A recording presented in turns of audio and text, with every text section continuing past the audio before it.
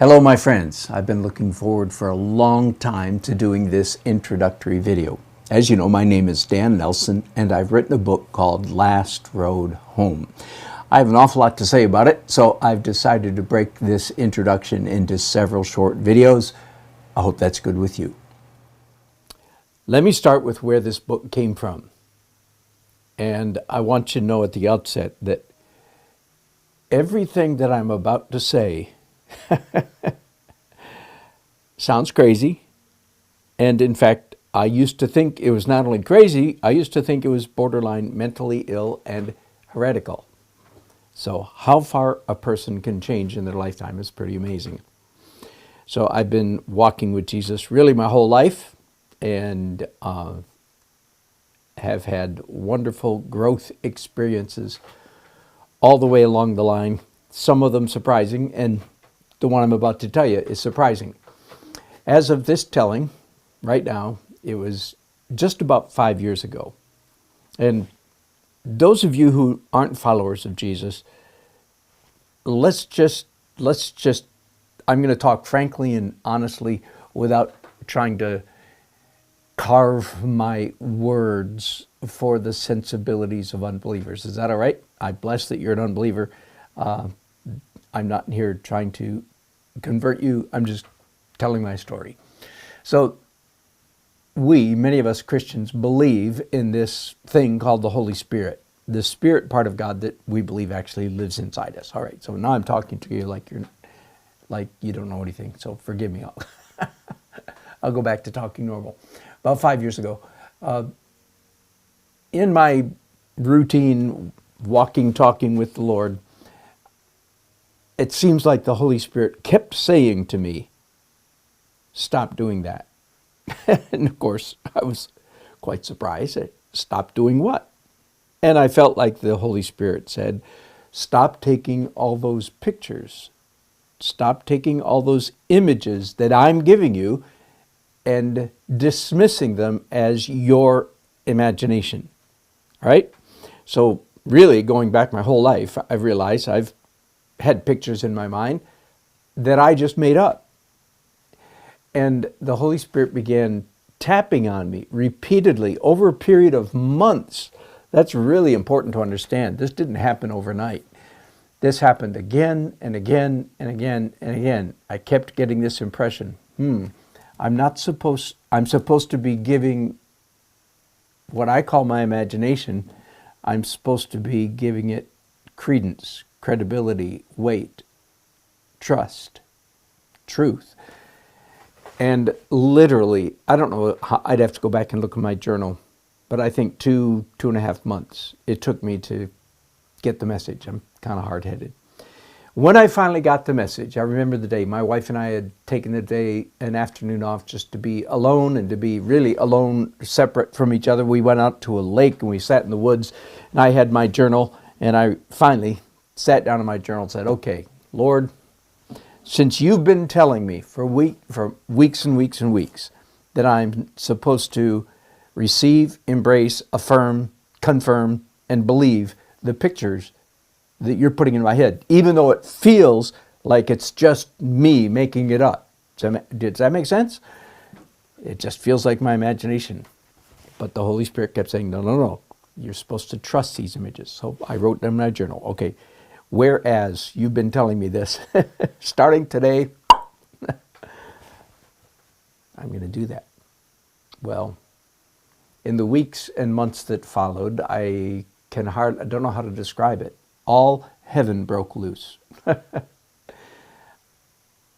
I began trusting these images and writing them down. That's very important. Either writing them on my phone or writing them in my journal by hand, one way or the other. And I started having adventures. And it turned out some of these adventures were in heaven.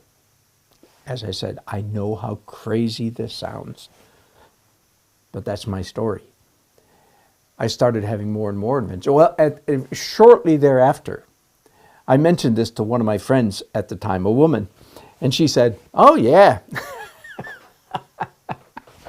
What?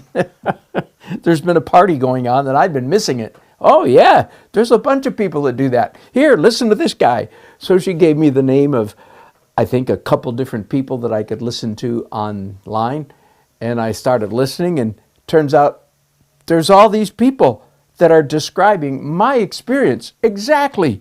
My struggles, my victories, my questions, my wonderings, exactly. So it was, in hindsight, it was really cool because I feel like the Lord opened this door to me all by myself, and then he gave me confirmation. I didn't learn this by going to a conference or by listening to people talk. I got it directly from the Holy Spirit myself, so that's kind of fun. So over the next couple of years, the story's getting a little long, forgive me. Over the next couple of years, I had a number of wild and crazy adventures. There are two things that I began to discover, two things that made me believe what the Holy Spirit had told me, that these things were meaningful and real. Two things. One is, whenever I began to picture a scene, and it was always my job to do that. Whenever I asked the Lord, well, what do you want? Where do you want me to go today? What do you want me to see? He would always sit back, fold his arms, and go, nope, that's your job. You decide where to go. You make something up. Do you know how crazy that sounds? So I'd start making something up. And again, recording it on my phone. I do Swift key, so my fingers going like this, writing out all the letters, or sometimes dictating, or writing in my journal. Even though I started out feeling like it was 100% me making this up, every single time, after a minute, half a minute, 1 minute, 2 minutes, boom, something, more often, some things would happen in the movie, in my brain, in the picture. It's not just a photograph, it's a movie. Something would happen. I go, didn't see that coming. Didn't see that coming. So that was one thing that encouraged me that, wow, this is really something. It's not just me. There's another agent, another person involved here, like God.